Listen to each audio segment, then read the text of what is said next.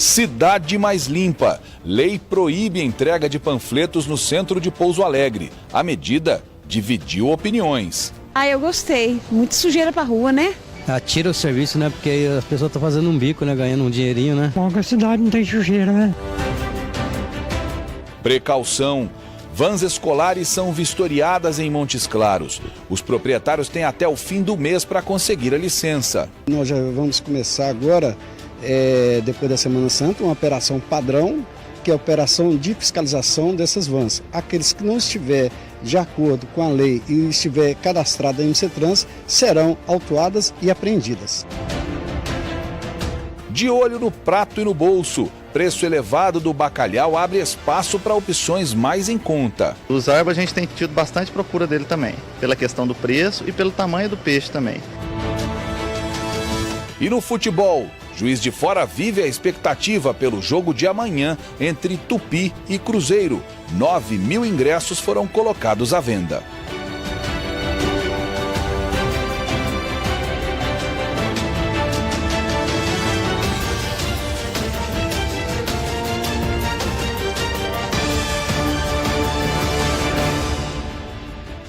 Olá, boa noite para você.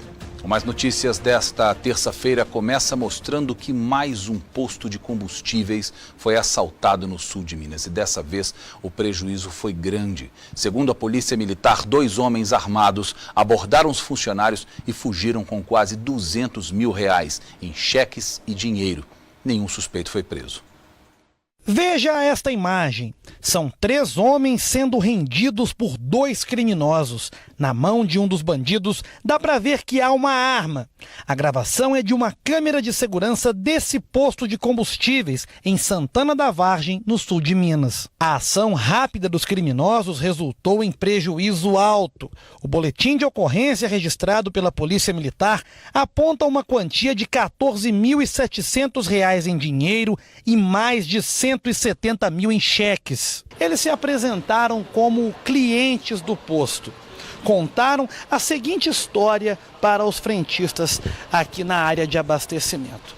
De que no dia anterior um parente deles tinha vindo aqui no posto, abastecido o carro e por engano, por descuido, teria passado uma nota falsa. E eles, como pessoas do bem e honestas que são, teriam vindo para desfazer o erro, para entregar uma nota verdadeira e pegar a falsa. Nessa hora, é claro que ninguém aqui desconfiou de nada, até porque honestidade é algo raro, mas às vezes acontece, né? Os frentistas, então, até surpresos com a atitude daqueles 2 rapazes, falaram para eles o seguinte: vocês vão ter que subir lá no escritório e conversar com o pessoal da direção. E no momento em que o pessoal da direção do posto chegou, dono, gerente e um outro funcionário, aí sim esses criminosos resolveram agir. Foi rápido, certo? Os meliantes pegaram o dinheiro que estava lá, certa quantia em cheques e em dinheiro, e invadiram do local. Os ladrões fugiram em um carro prata que estava estacionado na rua ao lado. Durante o patrulhamento, alguns minutos depois, a Polícia Militar recebeu uma denúncia de que o carro usado por esses criminosos aqui no assalto tinha sido abandonado com as portas abertas em uma rua bem perto daqui. Nós observamos na imagem do posto lá e constatamos que ele estava em um veículo Paraty, prata. Então iniciamos o rastreamento atrás desse veículo Paraty e obtivemos informações que o veículo foi abandonado aqui próximo ao município de Santana da Vargem, uma das ruas. Aí como é que foi? A polícia chegou lá e qual que era a situação desse veículo? Chegamos lá, puxamos a placa no sistema, constatamos que o veículo é de Lavras, mas olhando o chassi, constatamos que era um Crone positivo e que o veículo havia sido furtado na cidade de Oliveira no ano passado, mais precisamente no mês de novembro. Os policiais ainda não conseguiram identificar os suspeitos, mas já receberam informações de que a dupla pode fazer parte de uma quadrilha que tem se especializado em cometer crimes desse tipo, sem alarde e sem violência com as vítimas. Há registros em outras cidades que eles agiram assim da mesma maneira que agiram aqui em Santana da Vargem ontem. Inclusive os mesmos suspeitos? Com certeza, os mesmos suspeitos. Pelas imagens, os mesmos suspeitos. A questão deles agirem com a cara limpa até nos ajuda. A população que reconhecer eles passa a ligar no 190. Polícia Militar e Ministério Público fizeram uma operação contra o tráfico de drogas em Montes Claros. 5 pessoas foram presas. Os suspeitos presos foram levados para a delegacia de plantão sob forte escolta policial. Os 4 homens com idade entre 20 e 30 anos foram presos na manhã de hoje durante uma operação do GAECO e da Polícia Militar contra o tráfico de drogas no bairro Santos Reis, em Montes Claros. Os criminosos não reagiram à abordagem policial. A atuação foi tranquila, a gente agiu bem cedo, 6 da manhã a gente já estava cumprindo os mandados de prisão, surpreendendo essas pessoas, né? Uma estratégia que a Polícia Militar utiliza para surpreender e fazer a prisão dessas pessoas. Mais ou menos quantos militares? Em torno de 30 policiais militares, 8 viaturas. Uma mulher que estava na casa de um dos suspeitos também foi detida e levada para prestar depoimento à polícia. Durante a investigação, o Ministério Público descobriu que as drogas vieram do Paraguai. A maconha que chega a Montes Claros para ser vendida aqui, ela basicamente vem do Paraguai. E nesse trajeto ela costuma se desdobrar, ou ela vem através de São Paulo ou através do Triângulo Mineiro. Essa quadrilha especificamente, ela era abastecida por um fornecedor que fornecia a maconha a partir de São Paulo, mas ele ainda não foi identificado, mas as investigações vão continuar. Durante a operação, nada de ilícito foi encontrado. No ano passado, outros 2 suspeitos foram presos em flagrante no mesmo bairro por tráfico de drogas. Depois disso, a investigação conseguiu desvendar como funcionava a ação criminosa. Chegava principalmente através de ônibus de turismo, ônibus clandestinos e também até através de ônibus regulares de linha. Claros é uma rota preferencial de transporte de drogas da região sul para o nordeste do Brasil, porque nós temos aqui o segundo maior entroncamento rodoviário do país. Mas, infelizmente, a falta de estrutura, tanto da Polícia Militar quanto da Polícia Rodoviária, para fiscalizar essa grande malha rodoviária, infelizmente, isso permite com que grandes carregamentos acabem passando da região sul para o Nordeste. Segundo o Ministério Público, a operação é um desdobramento de uma outra ação feita pelo GAECO e a Polícia Militar em dezembro do ano passado. Na ocasião, um homem foi preso com 1 quilo de pasta base de cocaína na BR-251 dentro de um ônibus clandestino vindo do estado de São Paulo. Com a operação de hoje, já são 7 suspeitos presos preventivamente. Mas o líder do bando ainda não foi preso. Para o Ministério Público, para as polícias, enquanto operadores do direito, enquanto vigorar a proibição do consumo e do tráfico de drogas, nós vamos atuar permanentemente para combater esse tipo de ilícito. 87 tabletes de maconha foram apreendidos hoje na AMG 3085, em Coronel Pacheco, na Zona da Mata. A droga estava no porta-malas de um carro com placa de Itacoaquecetuba, no interior de São Paulo. O veículo foi abordado durante uma fiscalização de rotina da Polícia Militar Rodoviária. Os tabletes somam aproximadamente 100 quilos de maconha. A droga vinha de São Paulo e o destino seria Ubar, também na Zona da Mata. No carro estavam o motorista, de 27 anos, uma passageira de 26 e o filho dela, de apenas 6 meses de idade. O casal foi preso e a criança foi entregue ao Conselho Tutelar. Agora nós vamos a outras notícias de destaque nessa terça-feira em Minas Gerais.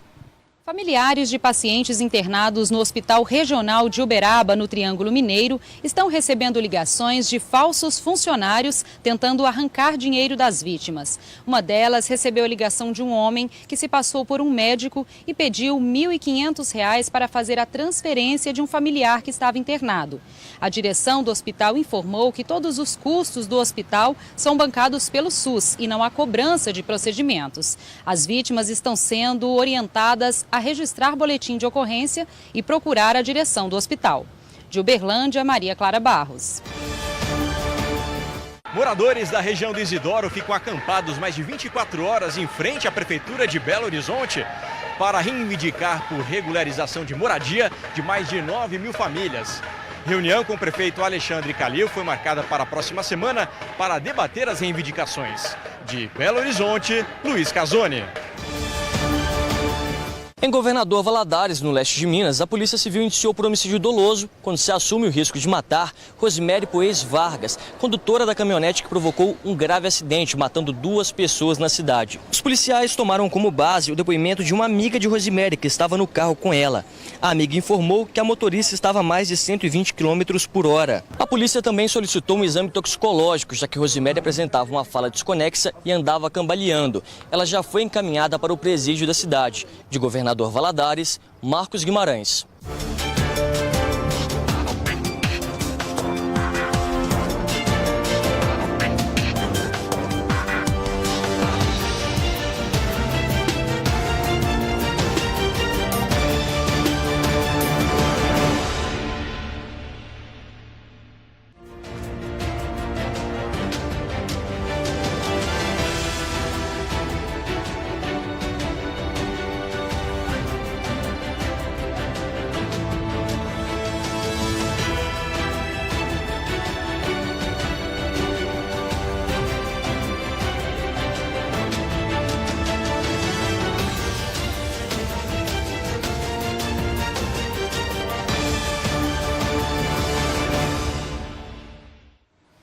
Está proibida a panfletagem no centro de Pouso Alegre. A determinação foi feita pela prefeitura da cidade. Só fica permitida a distribuição de folhetos de campanhas promovidas pelo poder público. A decisão desagradou alguns comerciantes. As calçadas e praças limpas de Pouso Alegre, no sul de Minas, já mostram sinais de que a nova lei, que proíbe a distribuição de panfletos no centro da cidade, está sendo cumprida. A determinação da prefeitura, que foi aceita pela Câmara Municipal, divide a opinião dos moradores. Eu gostei. Muito sujeira pra rua, né? Tira o serviço, né? Porque aí as pessoas estão fazendo um bico, né? Ganhando um dinheirinho, né? Bom que a cidade não tem sujeira, né? E com a lei em vigor, tem muito comerciante que já começou a sentir diferença no movimento. Nesta loja de produtos naturais, o serviço de panfletagem atraía a clientela. A gente trabalhava assim, tanto aqui na porta, quanto pagava uma pessoa uma vez por semana para panfletar para a gente lá na praça. E era um retorno muito bom, tanto quando os clientes pegavam aqui na porta, eles voltavam, falavam que, né, voltei que eu peguei o panfleto, vi algo interessante, que queria uma castanha, um vinagre. Tanto lá na praça também, o pessoal guardava, vinha e falava assim, foi daqui mesmo, tal. Então era uma coisa bem interessante. Ainda segundo a vendedora, a proibição colabora com a limpeza urbana. Mas para ela, essa preocupação deveria partir da própria população. Se a pessoa não quer, a maioria, tem pessoas que não querem, ela já fala, não, muito obrigada. E vai dar consciência, aí pega, coloca na bolsa, joga fora em casa, ou se não, né? Ou espera ver um lixinho e joga, melhor do que você jogar no chão. Aí eu já não acho que é culpa dos comerciantes e das pessoas que panfletam na rua. Além da panfletagem feita de mão em mão, a lei também proíbe a fixação dos panfletos em postes de energia, a colocação dos impressos nos para-brisas de veículos estacionados e também nas garagens das casas. Neste último caso, o material deve ser depositado nas caixas de correspondências. A medida visa regulamentar esse tipo de publicidade no município e também evitar transtornos pelo excesso de papéis jogados nas ruas. Foi principalmente pensando em melhorar a poluição visual que tem, né, a questão de lixo na rua, e o pessoal infelizmente ainda joga no chão. Tá? E isso acaba entupindo depois bueiros, enfim, e pode ter problema de alagamento, como sempre teve, e também a questão que hoje em dia já não é muito eficiente mais essa questão de panfletos. E também tem gente que não gosta de ser abordado na rua. Outra preocupação da prefeitura era a obstrução das calçadas que ficavam ocupadas pelos panfleteiros. Principalmente no centro, as calçadas são largas e não é à toa. Porque precisa dar passagem, passa muito cadeirante, idoso, carrinho de bebê, enfim. Então não é à toa que as calçadas são largas e as calçadas não são para isso. A distribuição dos panfletos das campanhas de utilidade pública promovidas pelo poder público, como por exemplo mobilizações no setor de saúde, informes com alterações no trânsito, está permitida. Já os impressos distribuídos no período das eleições seguem normas específicas regras e estabelecidas pela Justiça Eleitoral. A multa para quem descumprir a legislação é baseada na taxa cobrada pelas unidades fiscais do município, que varia conforme o dia. Valor que pode chegar a R$ 400. A gente pode notificar primeiro para dar ciência, porventura alguém que ainda não esteja ciente da mudança, e depois, quando tiver tudo consolidado, aí a gente vai multar. Uma cidade mais limpa, sem dúvida nenhuma, é uma cidade mais bonita, não é? E se não é possível educar toda a população, o caminho é proibir mesmo. A prefeitura tem que pensar primeiro na cidade e depois nos comerciantes. O deputado federal Rodrigo Pacheco, recém-filiado ao Democratas, reafirmou sua pré-candidatura ao governo de Minas. O anúncio foi feito nesta terça-feira em Belo Horizonte e, de acordo com a assessoria do partido, não há possibilidades de mudança nessa decisão. Até agora, os pré-candidatos já lançados ao governo de Minas são o atual governador Fernando Pimentel, do PT, que concorre à reeleição, o ex-prefeito da capital mineira Márcio Lacerda, do PSB, o empresário Romeu Zema, do Partido Novo, o ex-governador Antônio Augusto Anastasia, do PSDB, o sociólogo e ex-secretário da Educação João Batista Marisguia, do Partido Rede, e o deputado estadual Diniz Pinheiro, que vai disputar a eleição pelo Partido Solidariedade. E por falar em eleições, a nossa coluna de política dessa semana, o jornalista Leandro Mazzini fala sobre a possível disputa à reeleição do presidente Michel Temer. Olá, boa noite. O presidente da República, Michel Temer, decidiu se candidatar à reeleição ao Palácio do Planalto, apesar da alta rejeição ao seu governo e ao seu nome. Nas últimas semanas, ele vinha conversando com o ministro da Fazenda, Henrique Meirelles, que tem segurado aí a economia do país. Um bom nome para o mercado, mas internamente Meirelles não decolou, nem no PSD, o seu partido, nem no PMDB. Contrariando Temer, Meirelles pode se lançar, se o seu padrinho Gilberto Kassab, que é ministro das Comunicações, autorizar. Mas é bem provável que o PSD feche chapa aí com Michel Temer. Agora vocês me perguntam, Temer vai ganhar a eleição? Não, não vai, está longe disso. Ele mal foi eleito deputado federal em 2006, a última vez que ele disputou com votos. Teve 60 mil votos e quase não foi eleito deputado federal, entrou como suplente aqui na Câmara Federal. Mas é bom articulador. O que ele quer com isso? Ele quer foro privilegiado. Ele quer se livrar de processos no ano que vem e ficar blindado pelo foro privilegiado, sendo ministro de um potencial governo aliado. E vai ter aí o fim do ano para barganhar com um potencial candidato que pode ganhar. Temer pode ser até chanceler do Itamaraty, um cargo que não o deixaria humilhado depois da presidência da República. Leandro Mazzini, de Brasília. E garante também algum tempo de TV com essa história de candidatura à reeleição do atual presidente Michel Temer. Só que falando, e nós ouvimos o Leandro Mazzini deixar bem claro a questão da popularidade ou da impopularidade do presidente, protestos se espalham pelo país. Talvez não na intensidade que foram, por exemplo, para derrubar a presidente Dilma Rousseff, mas já há vários protestos acontecendo há algum tempo contra o atual presidente e as medidas impopulares que ele se diz obrigado a tomar. Para se ter um exemplo, várias mulheres que fazem parte do movimento Sem Terra fizeram hoje um protesto na sede da empresa Nestlé em São Lourenço, no sul de Minas. Elas invadiram o local e a polícia militar foi chamada e o alvo delas era exatamente o presidente Michel Temer. Acompanhe comigo. O grupo de aproximadamente 400 mulheres invadiu a sede da empresa de águas São Lourenço, que pertence à Nestlé. Segundo a Polícia Militar, as manifestantes chegaram ao local por volta de 6 horas da manhã em vários ônibus. Elas picharam paredes e quebraram placas na entrada das instalações. Um vídeo divulgado na internet mostra vários policiais militares tentando conter as manifestantes. Nessas fotos é possível ver que o interior e a fachada da empresa foram depredados. A polícia não informou se alguém foi detido. As manifestantes, que fazem parte do movimento Sem Terra, protestaram contra a privatização dos mananciais de água e contra o governo do presidente Michel Temer. Bom, por meio de nota, a Nestlé afirmou que a companhia respeita a liberdade de expressão e opinião, mas lamenta que a manifestação tenha gerado danos nas instalações da empresa. A Nestlé informou ainda que faz estudos de recursos hídricos em todos os locais onde a água é extraída, além de monitorar frequentemente as retiradas para garantir que as bacias hidrográficas locais e os aquíferos não sejam afetados.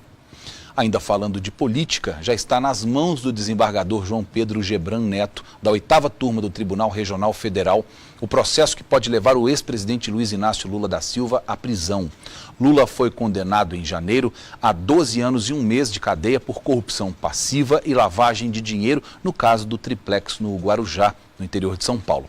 A assessoria de imprensa da 8ª turma do tribunal informou que ainda não há uma data marcada para que o processo entre na pauta de votação. Agora, mudando de assunto, vamos falar de economia. O bacalhau é um dos pratos preferidos do brasileiro, especialmente durante a Semana Santa e principalmente no domingo de Páscoa, já que muita gente deixa de consumir carnes vermelhas nesse período, uma questão que é religiosa, mas para muita gente também é um prazer, não é? O resultado desse crescimento na procura do peixe é um aumento no preço. Em algumas peixarias, o quilo do bacalhau chega a custar R$ 65. Mas opções mais baratas podem aliviar o bolso do consumidor. Tão salgado quanto o peixe é o preço. O bacalhau do Porto, o mais procurado nesta época do ano, não sai por menos de R$ 65 o quilo. Isso se o cliente optar em levar ele desfiado para casa. O que está sendo mais procurado é o desfiado, até pela questão do preço dele, né? E é o mesmo bacalhau, vai mudar só o corte, então ele preserva mesmo o sabor, a mesma qualidade. Uma opção mais barata é o bacalhau zarbo. O quilo sai por R$ 45. O zarbo a gente tem tido bastante procura dele também, pela questão do preço e pelo tamanho do peixe também. Ele é um peixe menor, como as famílias tendem a ser menores agora, né? O pessoal tem dado bastante preferência para ele. Ele é muito bom de sabor também, apesar de não crescer muito, não soltar escamas em camadas, né? Não soltar as camadas. Mas ele é muito saboroso e muito procurado. Uma outra opção é o bacalhau dessalgado ou fresco. Aqui nessa peixaria ele caiu no gosto dos clientes e há quase 3 anos é o peixe mais vendido nessa época do ano. Uma das vantagens é o preço. O quilo sai por R$ 39. Outra vantagem é a facilidade na hora de preparar o prato. O bacalhau fresco, ele é mais fácil, mais prático em termos de processo, né, para você poder elaborar a sua receita e a sua preparação de bacalhau. Em relação à qualidade nutricional, tanto o salgado quanto o fresco têm os mesmos valores. O bacalhau é um alimento riquíssimo, que apresenta vários nutrientes, como proteína de alto valor biológico, vitaminas, como vitaminas A, E e vitaminas do complexo B, além de minerais como cálcio, fósforo e magnésio e ômega 3. Esses tipos de bacalhau, eles não diferem. Tá? Todos eles apresentam essa mesma composição nutricional. O que vai diferir é a questão da textura, que vai ser diferente, né? Um bacalhau desfiado ou um bacalhau em posta. Então, o que vai diferir vai ser mais a questão da textura. Mas a nutricionista faz um alerta para quem tem problemas de hipertensão. Mesmo o bacalhau fresco, que não tem tanto sal, é bom consumir com moderação. Nesses casos, o bacalhau pode e deve ser substituído por outros peixes. A questão do bacalhau é que ele é um alimento com alto teor de sódio. Então, quem tem problema de hipertensão arterial deve optar por outras opções de pescado, como, por exemplo, a merluza, o pintado ou o namorado. E também o tambaril, que é um tipo de peixe bem semelhante ao bacalhau, em termos de textura, em termos de coloração e de sabor também. Enquanto a Semana Santa não chega, os comerciantes vão preparando o estoque do principal prato da Páscoa. A gente tem tido bastante procura, o pessoal liga, pergunta o preço, passa aqui, pergunta o preço, olha e tudo. Acaba que fica mais para a última semana mesmo, né? O pessoal deixa para comprar na última semana, mas a nossa expectativa é manter a mesma quantidade de venda do ano passado. A gente está, assim, otimista. O seu Vitorino está disposto a pagar o precinho salgado do bacalhau para garantir o tradicional prato na mesa da família. É uma vez por ano, né? A gente come mais, mas geralmente na Páscoa é sagrada. Né? É manter a tradição também, família, né? Também. Alguma coisa nessa terra tem que se manter, né?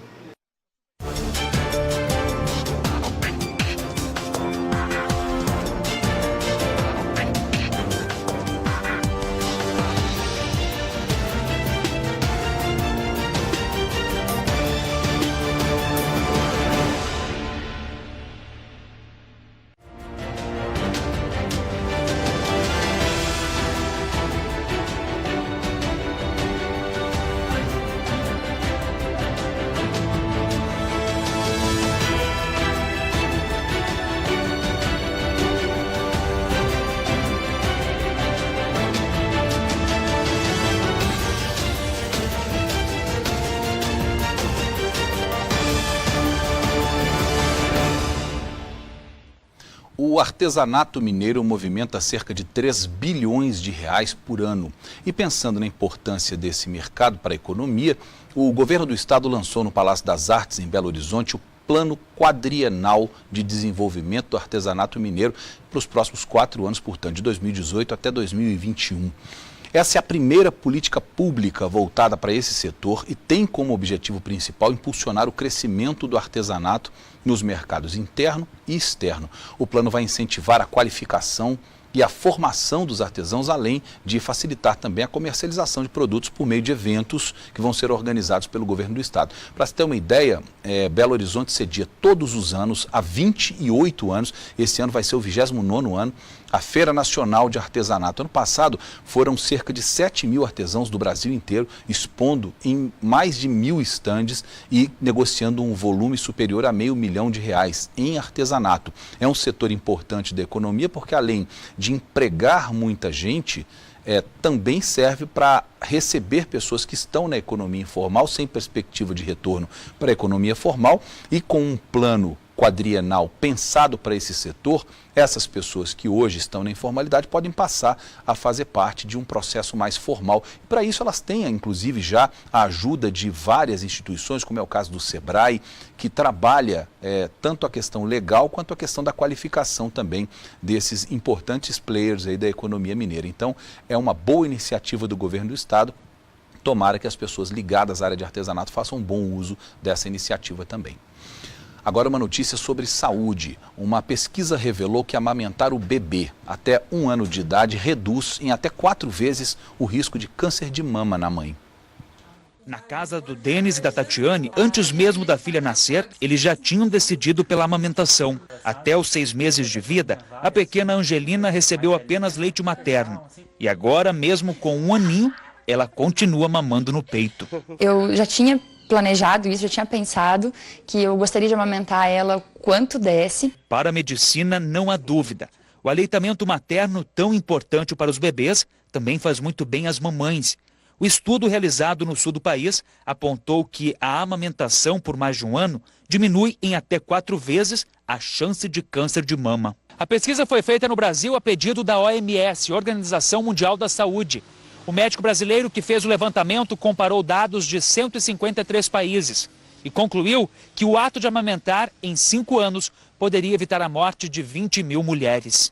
Além da divulgação do estudo que aponta a redução do risco de câncer, o Ministério da Saúde assegura: amamentar traz uma série de outros benefícios à mulher. A mulher que amamenta, ela tem uma agilização da contração do útero, né? A amamentação estimula que o útero volte ao normal, reduz o sangramento do período pós-parto, sem contar nas questões psicológicas que a mulher que amamenta cria um laço muito mais afetivo com o filho. Amamentar é um ato de amor, amamentar é tudo de bom, para o bebê, para a mãe, é maravilhoso.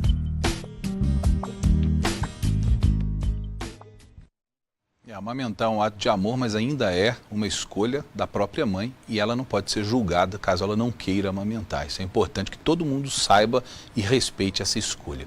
Mudando de assunto, a Prefeitura de Montes Claros está fazendo o cadastramento e a vistoria dos veículos que exploram o serviço de transporte escolar urbano do município. A intenção é oferecer mais conforto e segurança para os estudantes. O Gilberto se prepara bem cedo para começar mais um dia de trabalho. Antes de sair de casa, uma breve revisão no veículo para ver se está tudo certo. Eu faço a troca de tacógrafo, dou a geral no carro, né? Dá uma olhada aleatoriamente, água, óleo do carro. E aí vou começar a minha rotina, que é às 6 horas da manhã eu já começo a sair já para a rua, já para mim começar a pegar o primeiro aluno, entendeu? Em poucos minutos os colegas chegam. Há mais de 5 anos, esse grupo de motoristas percorre os principais bairros de Montes Claros, transportando cerca de 150 alunos de várias escolas públicas e particulares da cidade. O trabalho é dividido em 3 turnos de 2 horas por dia. O Reinaldo deixou de ser comerciante para se tornar um motorista. Graças a Deus, para mim, eu gosto muito, porque mexer com gente, o dia a dia... Eu mexo com criança também, né? A Jaqueline contratou o serviço há cerca de 3 anos. Antes, ela tinha muita dificuldade para levar a filha de 9 anos até a escola. A vendedora pesquisou bastante e optou pelo serviço. Segurança, né? E a confiança que nós temos, né, no trabalho de Gilberto, né? Porque igual nós, na correria da nossa vida, né? A gente não tem o tempo, né? Aí a gente contrata, né? E o conforto, né? Para conseguir entrar nesse mercado, os proprietários tiveram que cumprir algumas regras. Você tem que estar com o carro em dias, pneu usada boa, documentação em dias, tacógrafo preferido, extintor, cinto de segurança, tudo em dia, o carro higienizado para a vistoria, entendeu? Todo esse cuidado aí é para não colocar em risco a segurança dos estudantes. Mas os motoristas reclamam que com a falta de fiscalização, muitos motoristas trabalham de forma clandestina. E os pais não olham isso aí.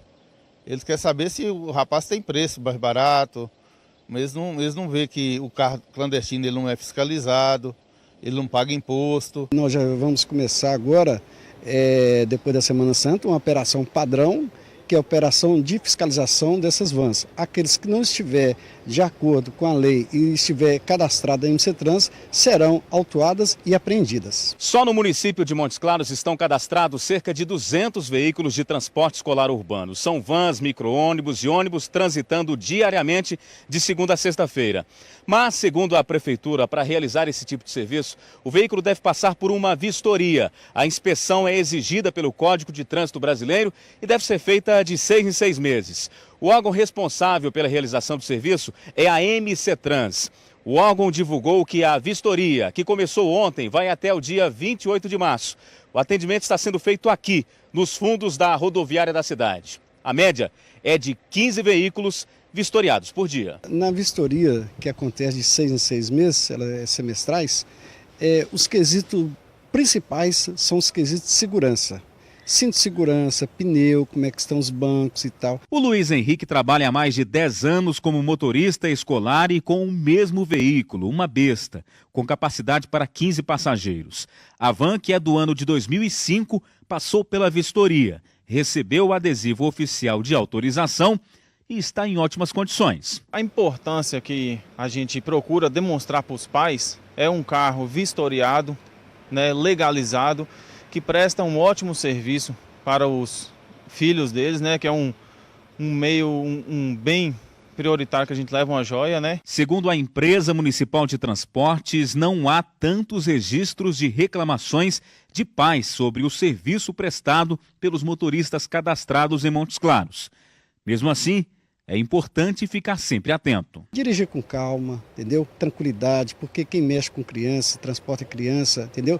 Tem que ter muita paciência, tem que observar as vias, como é que ela está, quem é que está transitando. Ou seja, tem que ter uma atenção muito especial para quem transporta vidas. A Secretaria de Estado da Saúde confirmou a morte de mais uma pessoa por febre amarela em Juiz de Fora e, com isso, subiu para 7 o número de óbitos por causa dessa doença na cidade. Na Zona da Mata e no Campo das Vertentes já são 39 casos de febre amarela só neste ano. E já no sul de Minas foram confirmados mais 5 casos da doença. 3 foram registrados em São Tomé das Letras, 1 em Paraisópolis e outro em Cambuquira. Em todo o estado, o número de casos de febre amarela confirmados já chega a 471, com 141 mortes. Salas de aula lotadas, salários baixos e violência dentro e fora do ambiente de trabalho. Essa é a realidade do professor das escolas públicas em todo o país. Uma pesquisa no estado de São Paulo revela que mais da metade dos professores já sofreu algum tipo de violência na escola. Ameaças e agressões verbais tiraram muito da motivação de Cleide para dar aulas. O episódio mais recente mostrou a que ponto chegou a realidade de um professor da rede municipal da maior cidade do país. Aí foi uma avó que me chamou para a rua. Ela sente que os professores estão perdendo a batalha para a violência. Uma agressão verbal aqui, uma agressão verbal ali. Há uns 5, 6 anos atrás, eu saí de dentro da sala de aula chorando, simplesmente chorando. Fui para o servidor público e acabei ficando 6 meses afastado do cargo. Porque é muito cansativo. O trabalho de professor é muita pressão de todos os lados. Um relato que mostra que a violência se espalhou nas escolas. Risco que cresce para os professores que lidam com alunos maiores no ensino fundamental e médio. A foto com sangue no rosto marcou a história de Márcia. A professora de português foi agredida dentro da sala de aula em uma escola pública de Indaial, em Santa Catarina. O agressor, um adolescente de 15 anos. O motivo? Um livro que estava no colo do rapaz. O menino cumpriu 2 meses de pena em uma instituição para menores infratores e se mudou de cidade. A professora passou por acompanhamento médico e psicológico. Também mudou de escola, mas na mesma cidade, e voltou a lecionar em fevereiro. De Santa Catarina para São Paulo, uma professora teve um hematoma na cabeça e uma costela fraturada depois que foi agredida por um aluno. Tudo por causa de uma nota errada no portal da escola. Neste vídeo, ainda em São Paulo, o professor é filmado sendo intimidado e agredido por um aluno de 20 anos. A violência foi motivada por uma nota baixa. Cria um tipo de permissão. Quando um agride verbalmente, o outro também se sente permitido. Então, essa preocupação não é só do professor, mas da comunidade que está educando seus filhos também. Em 2013, 44% dos professores já tinham sido vítimas de algum tipo de violência nas escolas do estado. No ano passado, esse índice subiu para 51%, o que representa um total de 104 mil professores agredidos. Foi o que revelou uma pesquisa encomendada pela APOESP, o Sindicato dos Professores do Ensino Oficial do Estado de São Paulo.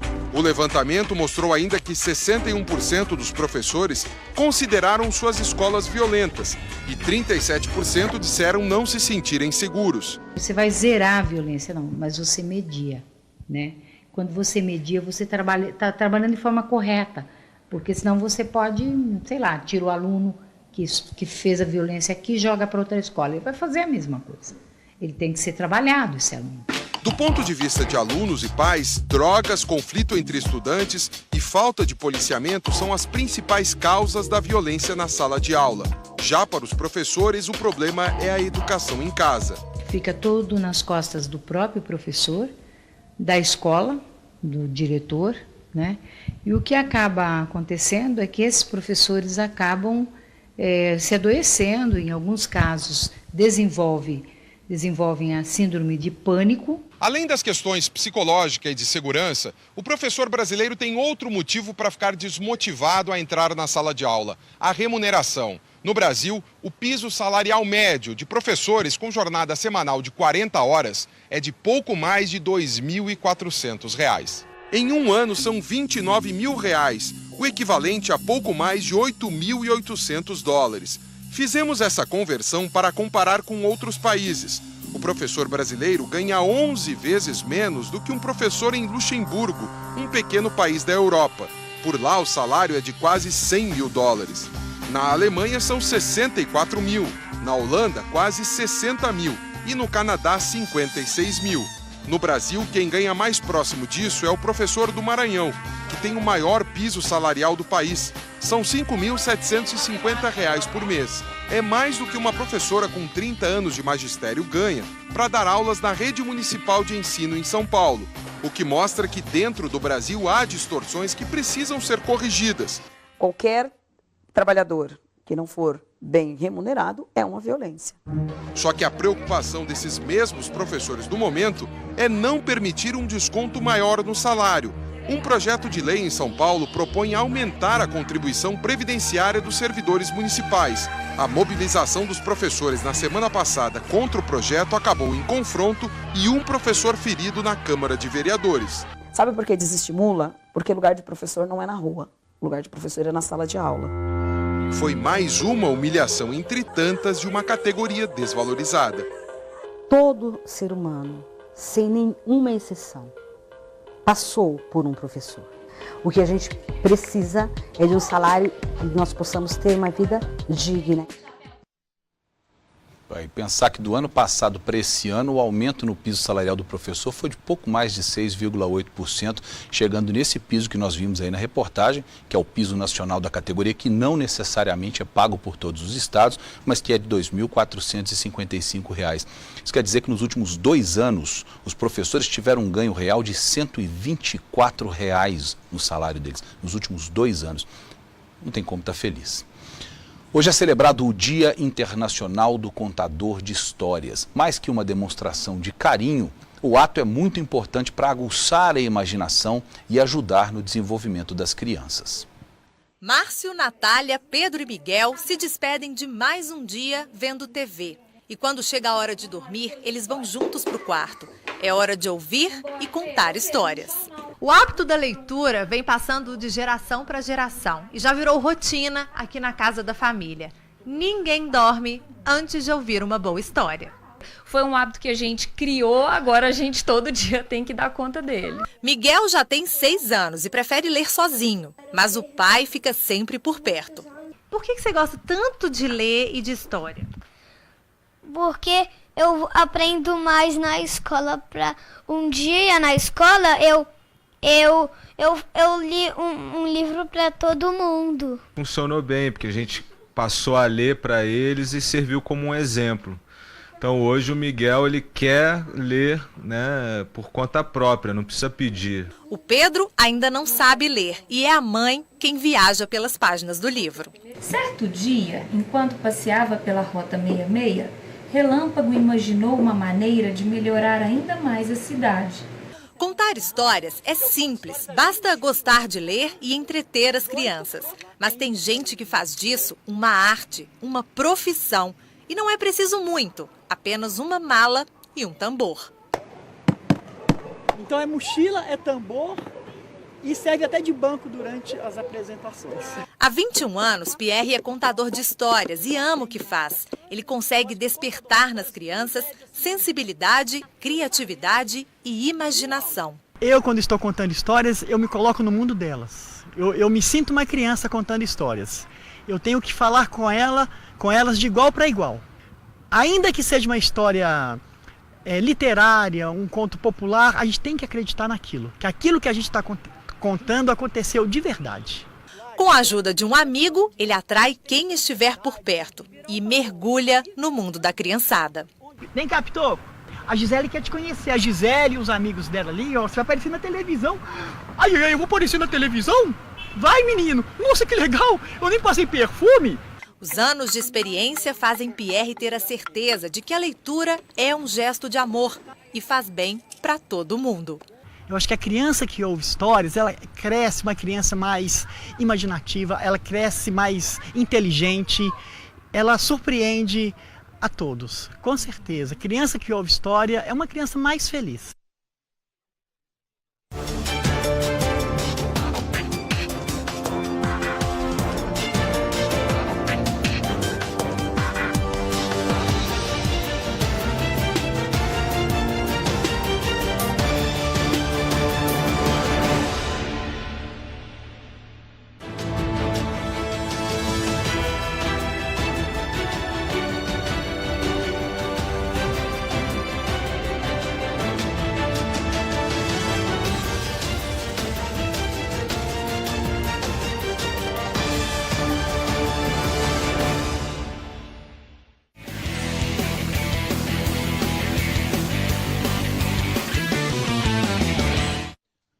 Depois de muita polêmica e da confirmação da partida entre Tupi e Cruzeiro amanhã em Juiz de Fora, a diretoria do time da Zona da Mata divulgou os detalhes do jogo válido pela semifinal do Campeonato Mineiro. 9.000 ingressos foram colocados à venda.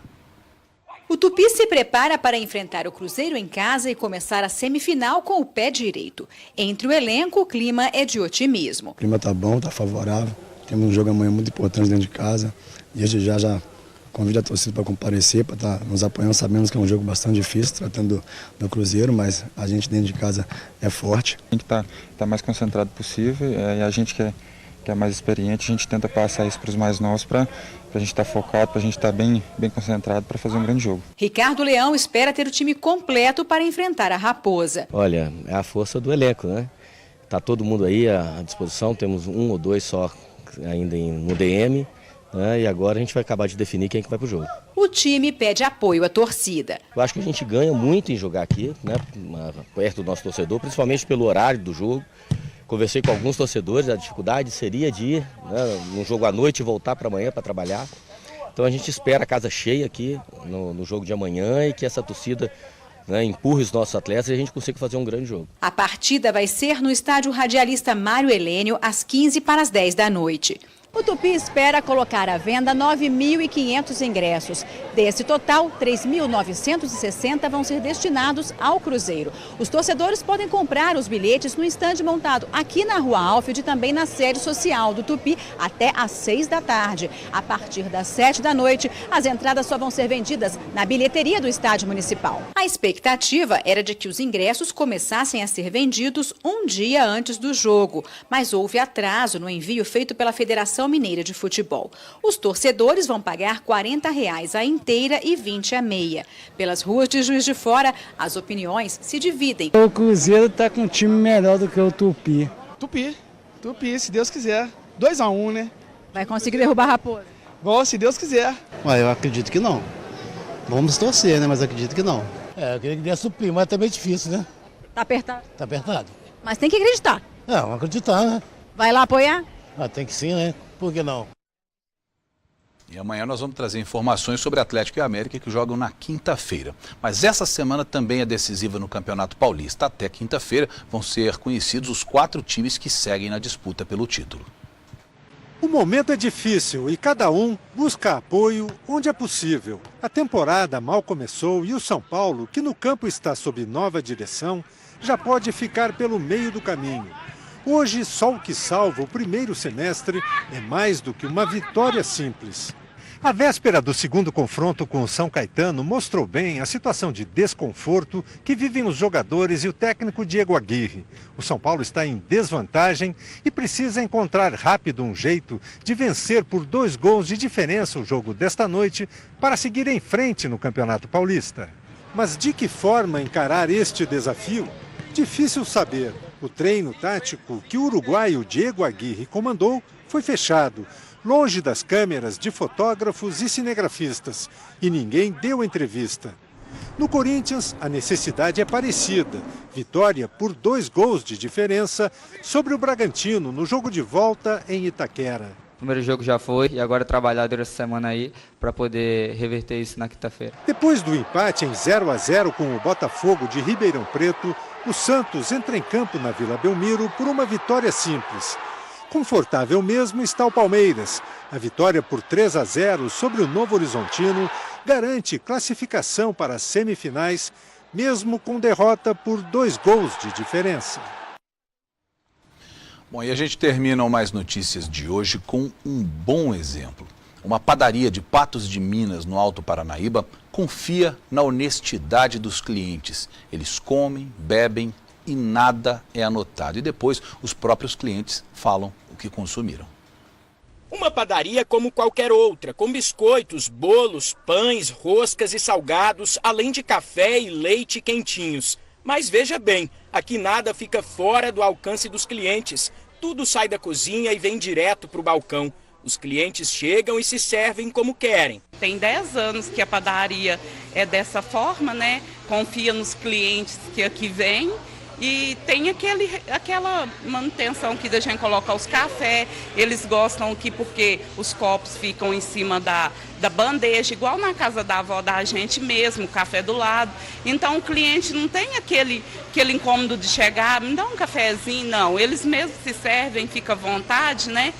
E ninguém fica anotando o que os clientes pegam no balcão. Na hora de pagar, eles mesmos dizem no caixa o que beberam e comeram, pagam e tá tudo certo. Uma questão de confiança que funciona aqui. No começo até causa espanto nos clientes, mas depois eles se acostumam e voltam mais vezes. A primeira vez que eu vim aqui, eu cheguei lá, falei com o rapaz, ele falou, não, pode servir, você mesmo pega aí, o cafezinho tá ali, o leite, tudo arrumadinho ali.